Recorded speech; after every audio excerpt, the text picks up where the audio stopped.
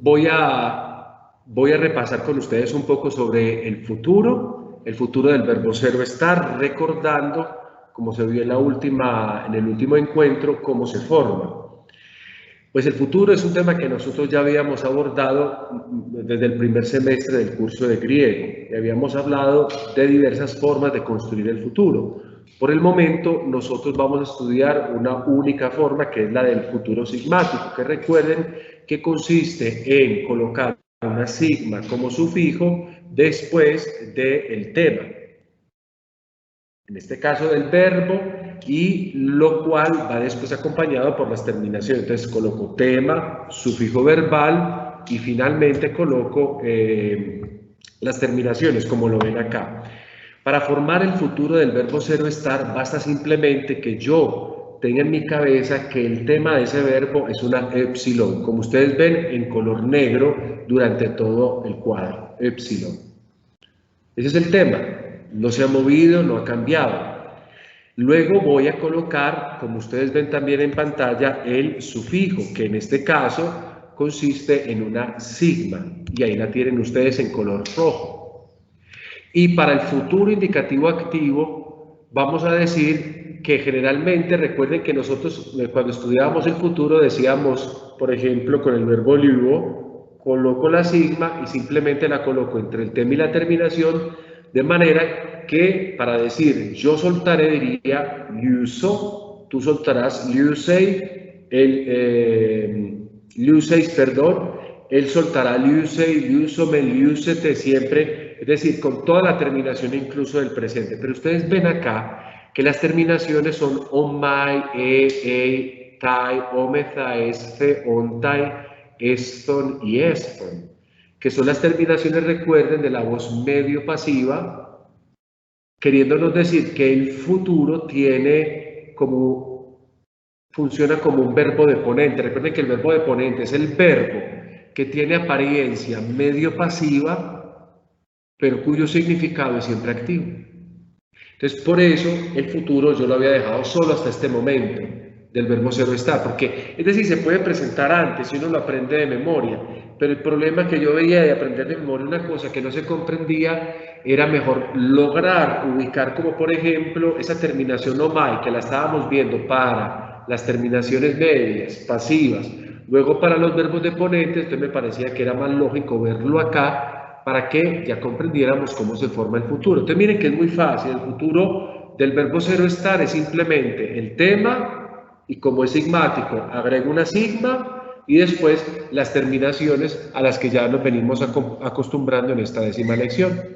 Entonces aquí yo tengo esomai, esei o esei, las dos posibilidades que también se manejan en la conjugación en general. Tengo estai. Hay atención porque generalmente hay una eta y así termina el verbo etai, pero aquí esa epsilon se perdió, entonces va a quedar estai. Luego esometa, eseste, esontai, eseston y eseston, con el significado de yo seré, yo estaré, tú serás, tú estarás, etc. Y observen en todo caso que para propósitos del acento, 4 cositas acá. Hay y hay, que son diptongos y deberían ser largos, se consideran breves para efectos del acento. Y la A de ómeta se considera breve, pero ya bueno, esa ómeta ya sabemos que el alfa final siempre era breve. Bueno, no sé si de pronto esto les genera alguna inquietud, alguna pregunta o está bien así. Padre, yo tenía una duda, y es si el futuro tiene, digamos, un aspecto temporal que sea diferente de pronto que nosotros consideramos en el sí. Bueno, esta clase de futuro, así como en el imperfecto tiene un aspecto que de pronto nosotros en el español no lo tenemos, no sé si en el futuro lo tenemos. Sí, mira, bueno, en español claro que no se especifica mucho, pero en la lengua griega el futuro también como aspecto temporal no significa solo una acción que va a comenzar después, sino una acción que se puede incluso prolongar o una acción que es específica. Eso dependerá de cómo funciona el futuro. O sea, yo me puedo referir solamente a un punto y basta, algo que sucederá después pero que en ese después el mismo acaba, o sea, una cosa puntual. Pero también puede existir un futuro que se prolonga en el tiempo, como una especie de imperfecto. Recuerden que el imperfecto es algo que comenzó en el pasado y cuyos efectos los seguimos verificando. Entonces yo podría, por ejemplo, traducir yo seré o yo estaré, pero también podría, aunque esto suena raro porque es el verbo ser o estar, yo estaré siendo. O sea que en el futuro yo comenzaré algo que se va a prolongar durante el tiempo. Y eso va a tener sus propios nombres, hablaremos de eso después, pero va a tener sus propios nombres a la hora de determinar cuáles son, digamos, las variables en cuanto al concepto, en cuanto tal. Bien, ¿alguna otra pregunta?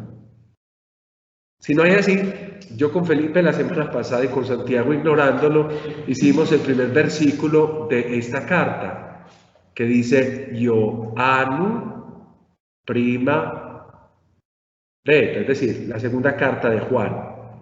Yo quisiera, al menos con ustedes, trabajemos el versículo tercero, como para que no quede sin trabajar, al menos que ustedes hagan ese ejercicio. Y inmediatamente hacemos esto, pasamos al otro tema. Yo quisiera que alguno de ustedes, si quiere, lo lea, al menos, o lo leamos entre varios. Primera línea uno, segunda línea otro, tercera línea otro. Y no nos vamos a preocupar pues por el versículo segundo, que lo vamos a dejar así, lo vamos a ignorar, mejor dicho. Vámonos al tercer versículo. Alguno que lea esta línea de acá. Estai men gemón calis eleus eirene pagateum. Bien, otro que lea la segunda. Patros kai para Jesús Cristo tu. Muy bien, y finalmente, con mucho convencimiento, cualquiera. Patros que aletheia kai agape. Atención a aletheia y agape, porque es que el español nos puede como atraer hacia el agape, o bueno, el agape, pero es agape, es la sílaba menos pensada. Bien, ustedes van a necesitar varias informaciones acá, y las voy a señalar, por ejemplo, con amarillo algunas de ellas. ¿Cuáles son? Las preposiciones, porque como las venimos viendo apenas, entonces quiero que no nos olvidemos de ella. La primera preposición que ustedes ven en esta frase, ¿dónde está? ¿Cuál sería? Si la recuerdan un poco. Bueno, ahí le traen como una lista a ustedes larga. Entonces, para irlos habituando a verlas. Por ejemplo, med es una de las preposiciones. Ahorita, si Dios quiere, nosotros la vamos a observar. Vuelvo a presentar el cuadrito para que ustedes las puedan observar cada una de ellas. Entonces, tenemos la primera preposición, med, en esa primer renglón. ¿Qué otra preposición podríamos tener?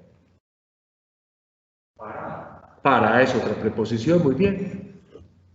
Y recuerden entonces que si hay para aquí, pues en el segundo renglón tenemos otro para. ¿Y qué otra preposición? Y en, muy bien. Entonces yo las estoy señalando acá, pues porque como esta lección termina abordando otra vez el tema de las preposiciones, como un poquito para que las volvamos a refrescar. Entonces traten de mirarlas y traten de asimilarlas. Cuando escuchen para, como ven, parábola, y de hecho tiene que ver, estamos ante una preposición, porque recuerden que las preposiciones no solamente son, como en nuestro caso, partículas que introducen otras palabras o que unen algunas cosas, sino que también pueden componer las mismas palabras. Recuerden, en español tenemos muchas, y componiendo palabras y funcionando también individualmente. Lo mismo que sucede en esta lengua griega. Aquí tenemos met, de metafísica, recuerden la palabra metafísica. Entonces aquí tenemos una preposición más un sustantivo, y tenemos para, yo decía que parábola, pero también podríamos decir otra serie de palabras. Entonces, y en, obviamente, que es muy parecida a la lengua española, entonces no hay ningún problema. Les he presentado a ustedes estos cuadros de acá, ¿no? Con la conjugación del verbo ser o estar, pero en futuro. Y cuando yo llego acá, ¿cuál es la primera palabra que encuentro? Esta, ¿y qué sería? Entonces, en este caso, ¿qué categoría gramatical le podemos dar? Es un verbo, muy bien. ¿En qué tiempo está? Está en futuro. ¿Está en qué modo? Indicativo. ¿Cuál es su diátesis? En este caso sería, bueno, esa es una buena pregunta, porque tiene forma media o pasiva, pero tiene significado activo. ¿Y eso cómo lo llamamos? Deponente. No sería un problema decir activo realmente, porque las voces son tres, decía yo, activa, pasiva, media. Pero para establecer esto, o sea, como para no dejar las cosas en que son simplemente deponente, podríamos decir activa tranquilamente. O por la forma deponente. Es una forma deponente. Ok. Bien, ¿qué persona es? Es la tercera. Masaitai. Tercera persona de ¿qué número? Singular. ¿Y qué va a significar acá?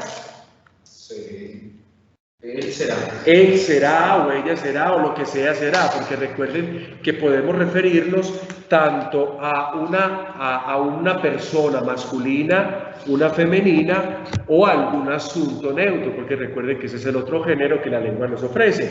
Entonces comenzamos identificando nuestro, ¿cómo se dice? Nuestro sujeto, acá, perdón, nuestro predicado. Yo lo estoy anunciando por una razón simple, porque a veces cuando uno, bueno, ya lo hemos hecho con ustedes, cuando hacemos un análisis lo primero que buscamos es el predicado, porque el predicado me permite a mí avanzar sobre quién es el sujeto y en caso tal sobre quiénes son los complementos.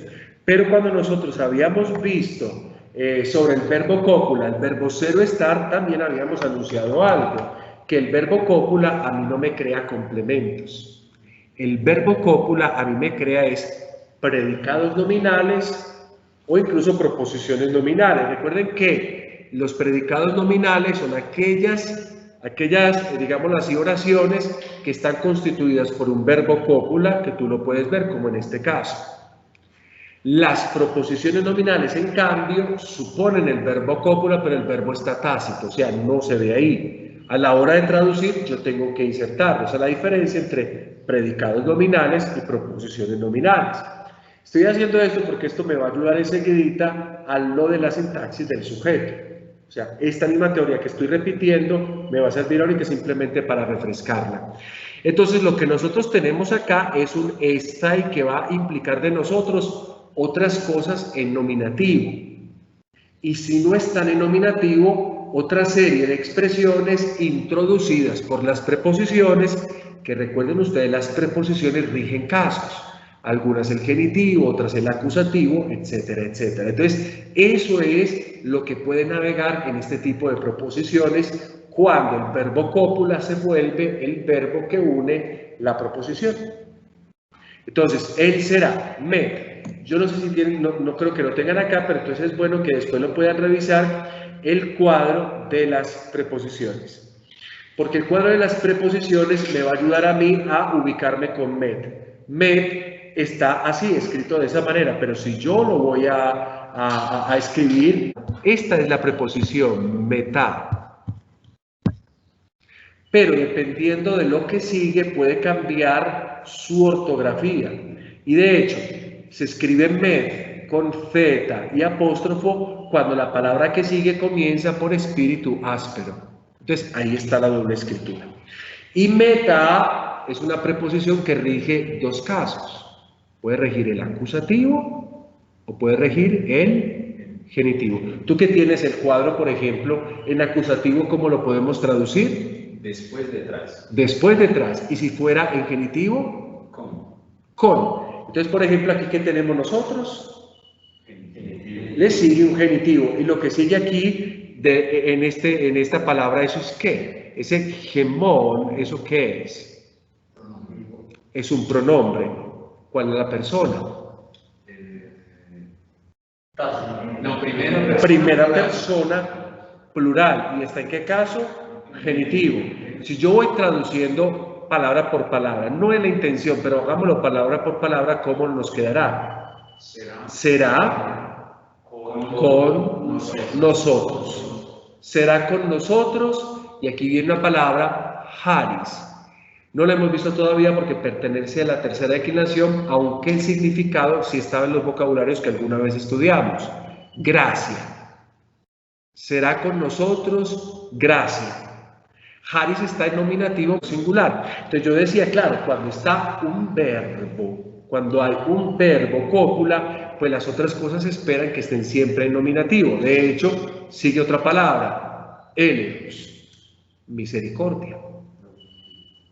Exactamente, también en nominativo. Entonces será con nosotros gracia, eleos, misericordia, e irene significa paz. También está en nominativo.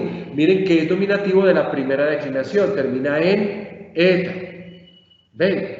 Entonces, miren, todo sigue en nominativo como una especie de cadena. Recuerden que las cartas comienzan un poco diciendo eso. Para es otra preposición. Dentro del cuadro que tú tienes, ¿la puedes hallar? Para, sí. Bien, ¿cuántos casos rige la preposición para? 3. 3 casos, o sea que puede regir o el acusativo, o el genitivo, o el dativo. Y recuerdo que entonces, si puede regir solo esos 3 casos, las preposiciones que rigen 3 casos nos indican otra cosa, y es que el nominativo y el vocativo nunca pueden estar introducidos por una preposición. Solo pueden estar introducidos por una preposición los casos acusativo, dativo y genitivo, para poder regir cualquiera de los casos. En este caso, ¿qué caso está rigiendo? Genitivo, porque CU es palabra que nosotros, a ver, tratemos de hacer el análisis morfológico. ¿Qué categoría gramatical es? Es un sustantivo. ¿Qué caso tiene? Genitivo. ¿Cuál es su género? ¿Y cuál es el número de CU? Entonces aquí tenemos un sustantivo genitivo masculino singular. ¿De qué declinación? De la segunda, perdón. ¿Y cómo sería el sustantivo si lo reconstruimos para buscarlo en un diccionario? Theos, TU, y como es masculino, jo. Muy bien, ahí está. Entonces, ¿cómo traduciríamos el para cuando acompaña el caso genitivo?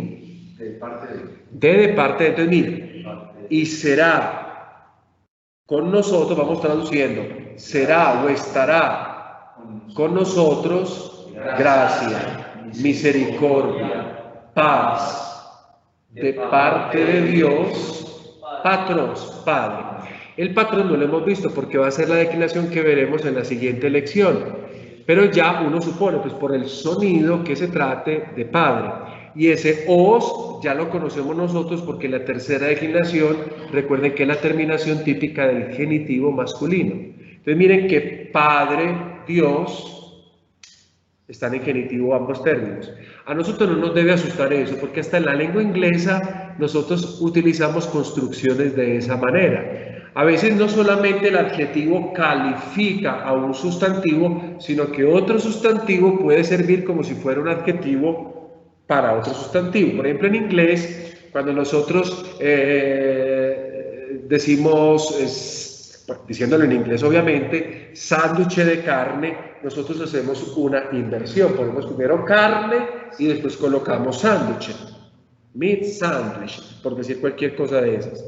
Entonces, el primero, carne, realmente no es un adjetivo, sino que es ¿qué? Un sustantivo, pero sirve para especificar el otro sustantivo. Eso mismo sucede con el caso genitivo. Ustedes ven que acá CU está en genitivo y que patros está en genitivo. Entonces, será con nosotros gracia, misericordia y paz de la parte de Dios Padre o del Padre Dios. O sea, un Dios que está especificando o un Padre que está especificando la otra palabra. Por eso la tenemos ambas en genitivo. Andrés. Y de parte de Jesús, Muy bien. del Hijo, del Padre, en la verdad y en el amor. Y en el amor, exactamente. Ese es el saludo de la carta. Ahí está traducido ya por ustedes eso.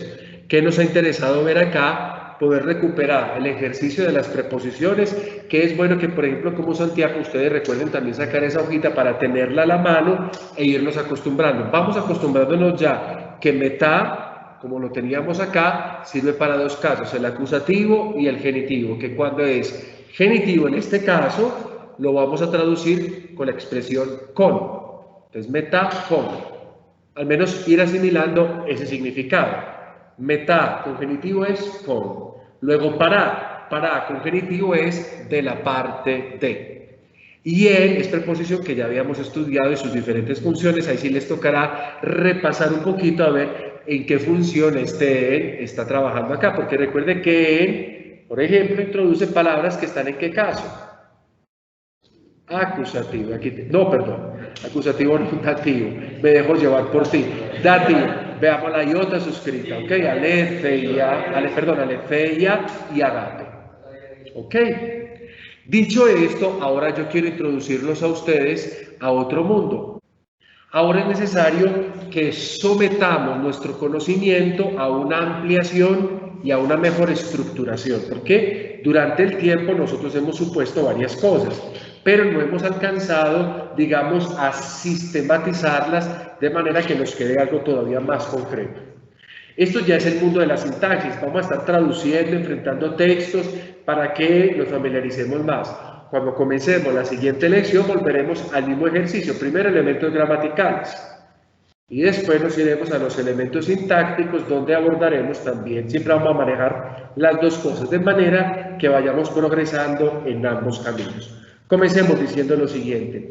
Hasta este momento nosotros nos hemos estado ejercitando, como bien lo decimos, en ese análisis gramatical de palabra por palabra de la lengua griega. Y en algunas ocasiones sí hemos hecho con un análisis sintáctico, digamos, muy superficial, de cosas muy simples. Pero es la hora de que andemos un poquito más ese camino, de que profundicemos un poquito más y de que dejemos ya... Bueno, dejemos no, sigamos clasificando gramaticalmente porque hay que clasificar, pero que entendamos que esa palabra que clasificamos está generalmente en relación con otras.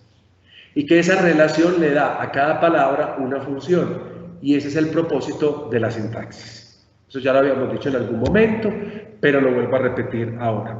Ese es el propósito de la sintaxis.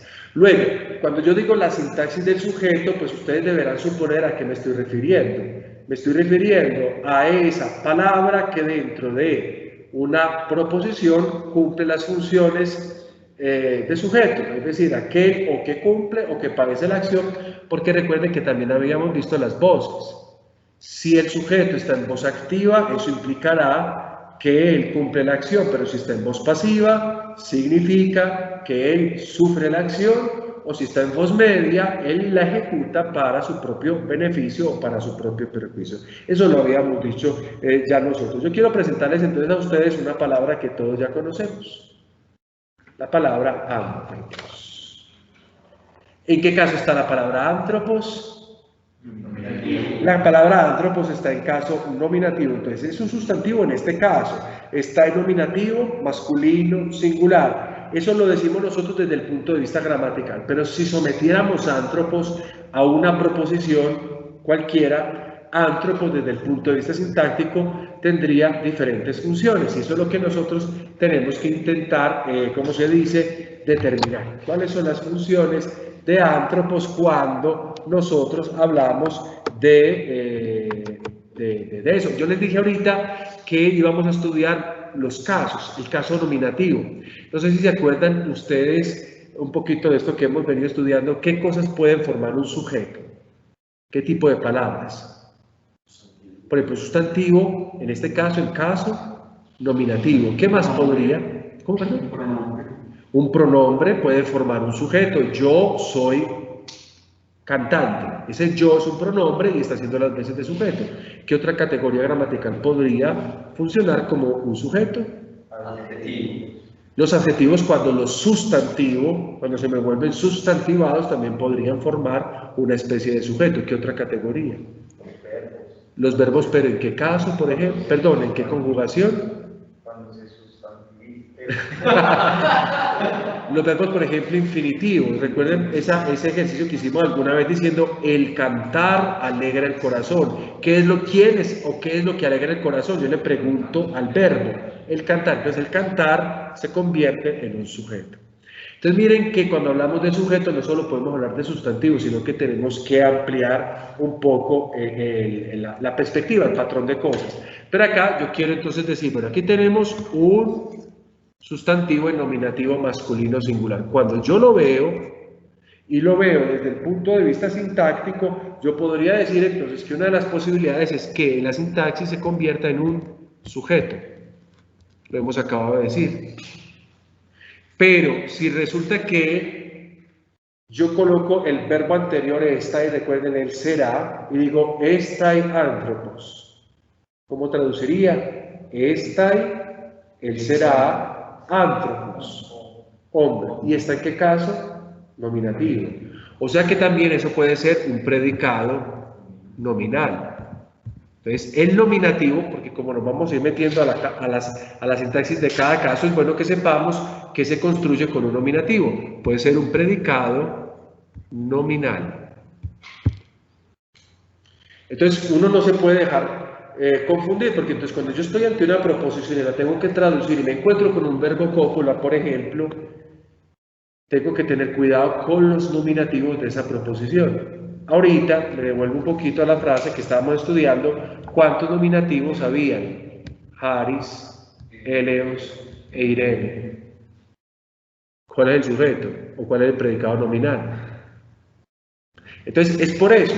Entonces, miren que el nominativo tiene todas esas posibilidades. Puede significar un sujeto, puede implicar un predicado nominal, pero también una cosa que veremos más adelante, que la llamaremos así, el predicativo del sujeto. Predicativo del sujeto.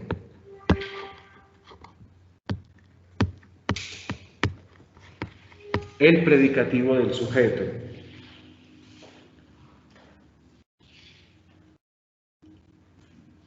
Ahí he juntado tres cosas.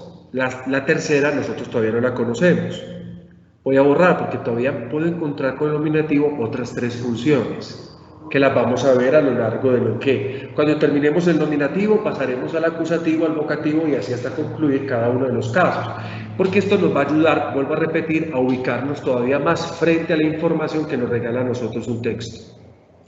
Por el momento sabemos cómo se forma el sujeto, cómo esto puede constituir sujeto, cómo puede constituir predicado nominal. Todavía no sabemos eso del predicativo del sujeto que es. Ahora yo los llevo a que observemos las otras tres funciones que también son importantes. Anthropos, o sea, una palabra en nominativo, podría también indicarnos a nosotros algo que se llama el casus pendens o el sustantivo pendiente. Sustantivo pendiente. Esto nos parecerá como extraño, pero en español también tenemos nosotros a veces lo que llamamos el casus pendens en latín o nominativo pendiente. Puede funcionar también como un complemento del vocativo,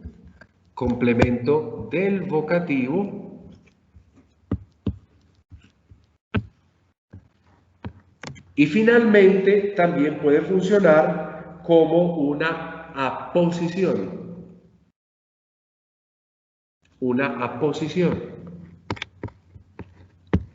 Entonces miren, mientras que en nuestra introducción al griego decíamos que anthropos es el caso que el nominativo es el caso del sujeto, ya nos damos cuenta que el nominativo no solo sirve para ser sujeto, sino para hacer, en términos generales, 6 cosas.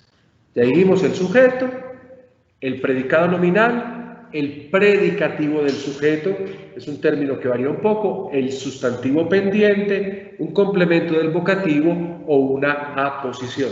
Vamos a ir después analizando cosa por cosa de estas que yo les estoy diciendo acá. Pero ahora entonces me quiero mover hacia otro punto. ¿A cuál?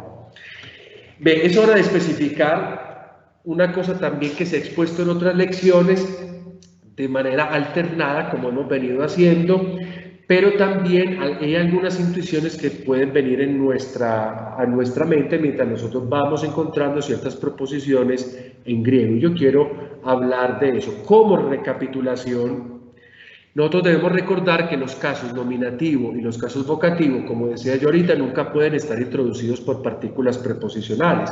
O sea que si yo me dedico a la sintaxis del sujeto que está constituida en nominativo, pues la preposición la dejo a un ladito, porque aquí no tengo que preocuparme por ellas. Pero nuestro interés se dirige, si ya lo estoy diciendo, hacia el caso nominativo, que es el caso del sujeto de una proposición, aunque recuerden, como acabo de decir, que no solo sirve para construir el sujeto, pero me voy a dedicar al nominativo cuando funciona en el sujeto.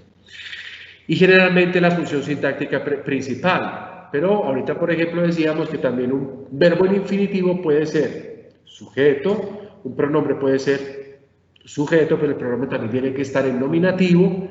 El adjetivo puede ser sujeto, cuando lo sustantivo, pero tiene que estar también en nominativo, y así sucesivamente. Es decir, el nominativo se convierte en el caso en el que tiene que estar la palabra para poder ser sujeto. Y, por ejemplo, el verbo como puede ser nominativo. Pero mire que cuando yo quiero decir el cantar, he tenido que poner un artículo. Y el artículo está en nominativo. Entonces el artículo prácticamente me avisa que ese verbo que yo tengo ahí en infinitivo no me lo debo tomar como verbo. En este caso del que estamos hablando, me puede sugerir que sea un sujeto, porque si yo digo, yo utilizaría, por ejemplo, en griego, el artículo en nominativo, sea singular, to, por ejemplo, tografein, el escribir, me gusta. Yo digo en griego, to grafein, estoy utilizando to en nominativo y al mismo tiempo lo estoy utilizando en neutro para poder admitir el verbo, porque el verbo realmente no tiene un género, digámoslo así, o femenino o masculino, entonces lo tengo que colocar en neutro. Ahí, por ejemplo, queda subrayada la función del neutro. Entonces, en griego también funciona así. Ahora, quiero en todo caso especificar dos cosas que van a pasar en griego que me parece que sean importantes a la hora de decirles a ustedes. ¿Por qué? Porque nos vamos a encontrar como una especie de anomalía, y la voy a explicar. Aunque el nominativo es el caso del sujeto, de una proposición y su función sintáctica principal, también tiene otras funciones. El nominativo, por ejemplo, se escribe, como dije ahorita, el predicado nominal y el predicado del sujeto, que lo veremos todavía más adelante, todavía no lo voy a concretar. Pero en términos generales, nosotros sabemos que un sujeto tiene que concordar con aquello que lo predica, con el verbo. De manera que si el verbo está en singular, el sujeto debería estar en singular. Si está en plural, el otro tendría que estar en plural y así sucesivamente. Nosotros hablamos siempre de concordancia. Verbo y sujeto tienen que concordar en número, en persona y a veces posiblemente en género. Lo sabremos cuando, por ejemplo, tengamos otro tipo de construcciones, como los participios que tienen género, masculino, femenino, neutro. Pero obligatoriamente, decimos nosotros, deben de concordar. Sin embargo, en griego hay dos casos que tenemos que tener en cuenta, y es lo siguiente. Bueno, primero propongo esta frase rara. Juan dan una lección a sus alumnos. Ya, la sola proposición nos suena mala, y queremos eliminar algo. Está mala. En español es necesario la concordancia. Porque mientras el predicado me pide a mí un sujeto en plural, yo estoy colocando un sujeto en singular. Entonces, la proposición, es errónea. Yo la tengo que modificar. Yo tengo que decir, Juan da una lección a sus alumnos. Nosotros esperamos que eso pues no ocurra en español, pero en griego a veces podría suceder. Entonces, yo tengo que corregir la expresión. Y antes de corregirla, si yo quito el término Juan y lo dejo así, dan una lección a sus alumnos, ya la proposición tiene completamente sentido. Yo no he escrito el sujeto, pero el sujeto está tácito. Yo sé que son ellos o ellas las que dan o los que dan una lección a sus alumnos. Y en este caso, obviamente, no tengo que escribir el sujeto, es tácito, porque el verbo ya puede revelarme a mí cuál es el sujeto. Decíamos que en griego eso pasa, porque nuestros verbos están hechos de tal manera que el verbo pueda contener la información necesaria. Sin embargo, existen dos cosas. A veces, en griego, la concordancia entre el número del núcleo del predicado, o sea, el verbo, y el sujeto no es tan exacta como nosotros lo esperamos. ¿Y cuándo sucede eso? Aquí les doy la primera forma. Si el sujeto está declinado en neutro plural, el núcleo del predicado, o sea, el verbo, puede estar en singular. Eso puede ser en griego. Si el sujeto está declinado en neutro plural, el núcleo del predicado puede estar en singular. Esto sucede generalmente cuando el sujeto se trata de un pronombre o de un sustantivo del tipo abstracto. Aquí coloco esta frase, la podemos leer. ¿Qué dice la frase? Alguno, por ejemplo, que no haya leído todavía, puede ser, Willy le cayó. Amén, lego, fiumin, otipanta,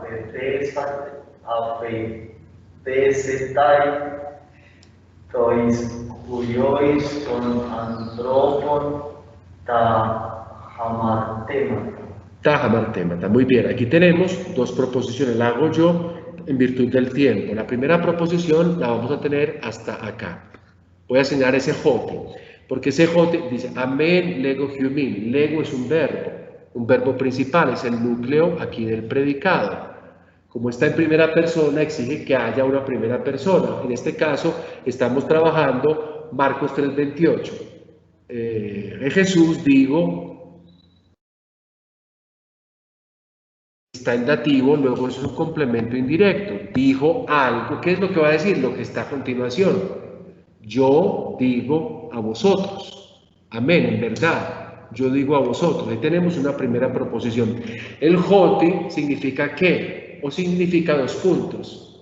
Podría ser dos puntos y ya. O podría decir, yo digo a vosotros que Panta, APCS, Taitois, Huiois, Tonantropon, Kai, Hamartemata. La pregunta que les hago en este momento es, ¿qué tiene cara por ahí de verbo?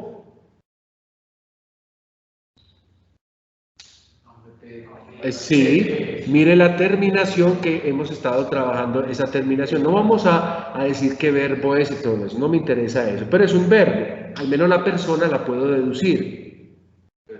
Es la tercera del singular. Ahora yo tengo que buscar el sujeto. ¿Qué es afetesetai? Afetesetai, bueno, cuando ustedes han hecho el Padre Nuestro se acordarán, afiemi, perdona, exonera, bueno, eso es perdona, pero en este caso es una forma pasiva. Será perdonado o es perdonado, podemos decir nosotros. Bueno, es perdonado. Por ahí digo eso, es perdonado, pero ¿qué es perdonado? Entonces tenemos que buscar un sujeto que sufra la acción. Y recuerden que los sujetos tienen que estar ¿en qué caso? Nominativo. A no ser de que sea, por ejemplo, un infinitivo con un artículo nominativo. ¿Qué hay de nominativo? Panta, aunque es un adjetivo, pero le falta algo más. ¿Qué más hay ahí en nominativo? Observen los artículos, observen las palabras. Tois, huiois, no puede ser porque eso está ¿en qué caso? Dativo. Y significa a los hijos. Thon, anthropon, no puede ser porque está en genitivo plural. ¿Y eso qué significa? De los hombres. A los hijos de los hombres. ¿Qué me queda? Tajamartemata, es decir, los pecados. Les digo, amén, o sea, en verdad les digo, los pecados, todos los pecados, está partido el sujeto. Panta es un adjetivo, tajamartemata, todos los pecados pueden ser perdonados a los hijos de los hombres. Pero miren, el verbo está en singular. Pero miren que la característica, si el sujeto está declinado en neutro, plural, el verbo puede estar en singular. Eso suena muy raro. En la traducción yo no puedo traducir todos los pecados será perdonado. Tengo que traducir en plural. Todos los pecados serán perdonados a los hijos de los hombres. O todos los pecados se pueden perdonar, porque eso no es... bueno, yo les decía que no me importa el modo, el tiempo del verbo, pero lo que quiero decir es llevarnos a contemplar esas dos cosas. Esa no concordancia entre un sujeto que es neutro plural y un verbo que está en singular. Cuando yo digo gente, gente no se refiere a una sola persona, sino a muchas o varias. Pero cuando yo digo gente, no utilizo verbos en plural, sino que utilizo verbos en singular. La gente quiere cantar, la gente come, la gente ríe. Observen, es un sustantivo colectivo, pero además de ser colectivo, tiene un predicado que está, porque se toma la palabra gente como si fuera una cosa singular. Pero yo también puedo decir, la gente come pan. Ellos quieren comer más. Mire que yo estoy hablando de la gente, pero después utilizo un pronombre en plural y no tendría ningún problema. Bueno, en griego hay algo parecido. Cuando el sujeto se trata de una palabra referida a un colectivo, aquí yo tengo la palabra gente, la palabra multitud, la palabra pueblo, un sustantivo que realmente se declina en singular, que es raro encontrar eso declinado en plural. Entonces, el sustantivo me lo encuentro en singular, aunque yo esté indicando una pluralidad de elementos o de personas o cosas, mientras que el número del predicado puede aparecer en plural. Caen holaos prosdokon ton saharian, cae thaumatzon en todo proginetzin en tona o auton. Cuando nosotros empezamos a hacer el ejercicio, para no traducir todo obviamente, nos íbamos buscando el verbo y encontrábamos dos verbos. El primer verbo era en, que recuerden es el imperfecto del verbo ser estar, era, y era, holao significa la multitud. Entonces tenemos acá la multitud con un verbo que se encuentra en tercera persona singular. Y aquí está el otro verbo, ethaumatzon. Thaumazo sería el verbo en presente, pero si le coloqué esta ¿eso qué será? Es un imperfecto, entonces thaumazon, y recuerden que la terminación on me da a mí dos posibilidades de persona. ¿Cuáles? La primera y la tercera. Entonces, no puede ser una primera persona, porque ¿de qué estamos hablando? Del pueblo, de la multitud. Entonces yo no puedo decir, la multitud me maravillé, o no. Entonces, esta es la tercera persona plural. Entonces, miren, en el giro de una proposición yo tengo un verbo en singular y tengo un verbo en plural, aplicado a un mismo sujeto que está en singular. Entonces, eso es lo que yo quiero que ustedes observen, porque puede pasar. Y entonces, mire que yo estoy ampliando un elemento, porque generalmente hasta antes de esto siempre habíamos dicho que el sujeto debe concordar con el núcleo del predicado. Pero después de esto tenemos que tener en conciencia estas dos posibilidades. La primera que hemos dicho, si el sujeto es un neutro plural, el verbo puede estar en singular. Y el segundo que hemos dicho es que cuando se habla de una palabra que implica un colectivo, multitud, pueblo, etcétera, puede que el verbo esté en singular, puede que el verbo esté en plural. O sea, las dos posibilidades.